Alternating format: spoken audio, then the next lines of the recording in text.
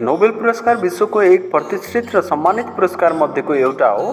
प्रसिद्ध वैज्ञानिक अल्फ्रेड नोबेलको सम्झनामा प्रदान गर्न थालिएको यो पुरस्कार हरेक वर्ष विभिन्न विधामा प्रदान गर्ने गरिन्छ। 2025 को लागि नोबेल पुरस्कार विजेताहरू को रहेका छन् त? पहिलो, भौतिकशास्त्र अन्तर्गत जोन क्लार्क, मिचेल एच डेबोरेट र जोन एम मार्टिनिसले प्राप्त गरे भने रसायनशास्त्रमा सुसुमु कितागावा, रिचार्ड रोबसन र ओमार एम एगीलाई यो पुरस्कार प्रदान गरियो।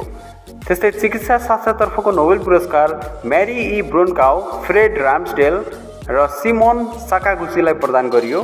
साहित्यतर्फको पुरस्कार लाज्लो क्राज्नाहोराकाई, शान्तितर्फ म्यारिया कोरिना मचाडो, त्यस्तै अर्थशास्त्रको पुरस्कार जोएल मकिर, फिलिप अगिहन र पिटर होविटलाई प्रदान गरियो।